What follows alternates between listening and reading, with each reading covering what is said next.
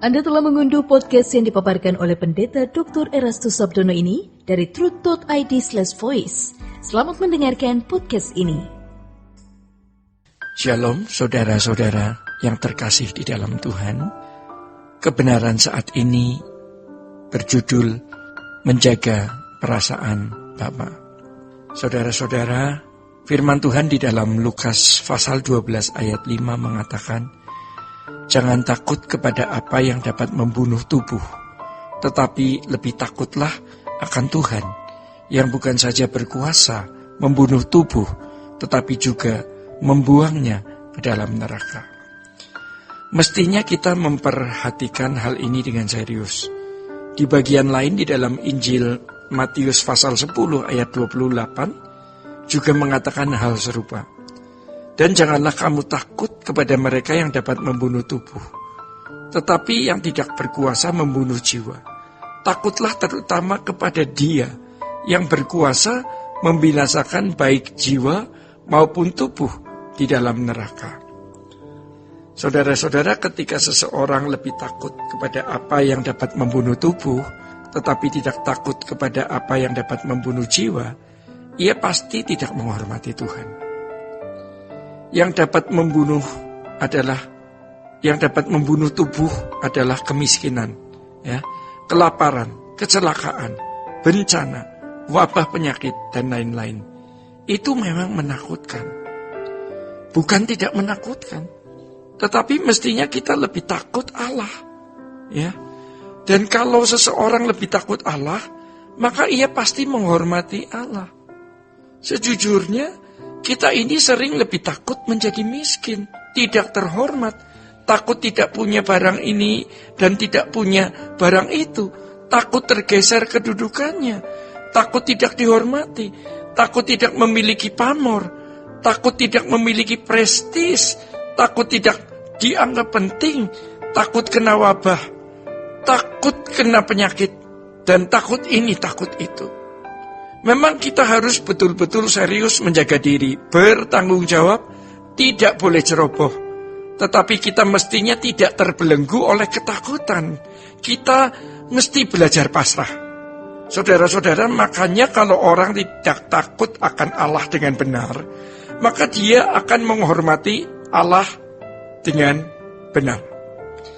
Bisa hidup suci dengan benar, bersedia mengabdi kepada Tuhan dengan benar, berusaha menyenangkan hati Allah dengan apapun yang dia miliki, dan kematian fisik tidak menakutkannya lagi.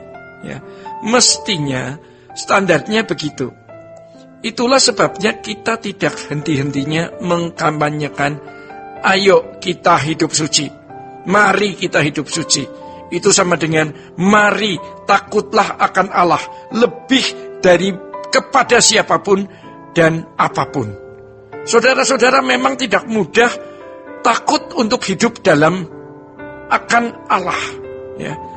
Kita tidak mudah, memang tidak mudah takut untuk hidup dalam akan Allah. Mengapa? Karena Allah tidak kelihatan dan sering seakan-akan tidak ada.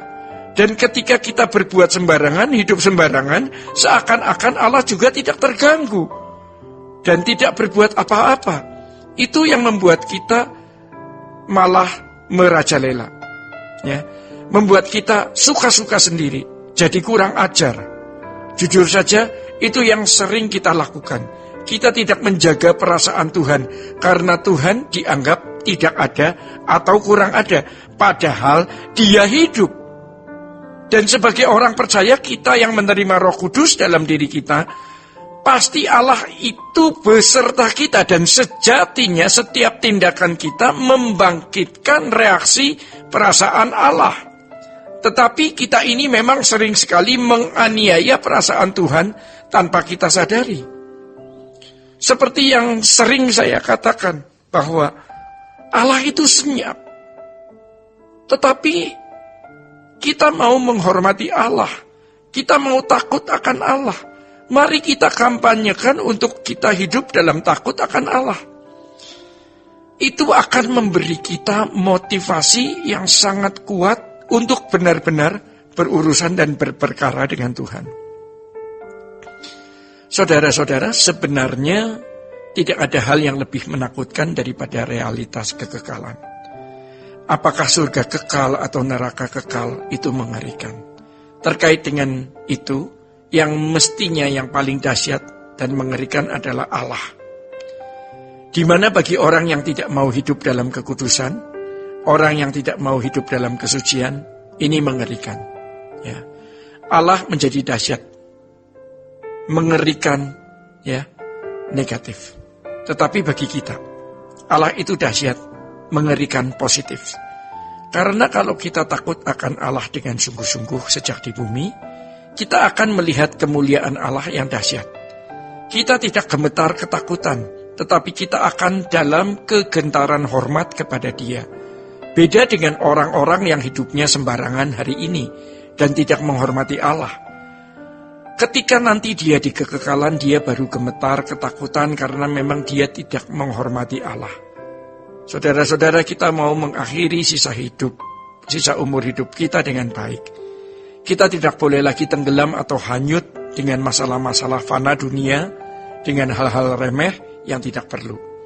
Ayo kita memandang Tuhan, dan kita benar-benar mau hanyut di dalam Dia. Kita mau sungguh-sungguh hanyut di dalam Tuhan. Untuk itu kita harus berkonsentrasi. Yang penting kita bisa melewati hari demi hari. Kita bisa melewati waktu demi waktu. Yang penting itu dulu. Asal ada makanan, pakaian cukup. Kita tidak mikir lagi mau senang di dunia ini. Apa yang sudah dipercayakan Tuhan kepada kita untuk kita miliki, kita gunakan semua untuk kemuliaan Allah. Dan ini menjadi kesukaan kita. Jadi siapapun kita yang merasa selama ini belum sempurna, Tuhan masih beri waktu untuk sempurna. Tuhan masih memberikan kita kesempatan. Kita belajar memiliki integritas dan konsistensi untuk setia. Mungkin orang akan mencemooh kita, ya, dan mengatakan kita bohong atau pura-pura. Itu terserah mereka. Ya. Malah dengan demikian kita lebih giat untuk membenahi diri.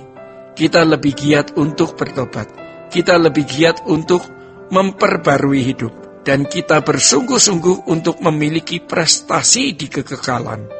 Sebab ketika kita menghadap Tuhan nanti, semua kita akan melihat keadaan kita yang sebenarnya. Kita semua akan telanjang di hadapan Allah.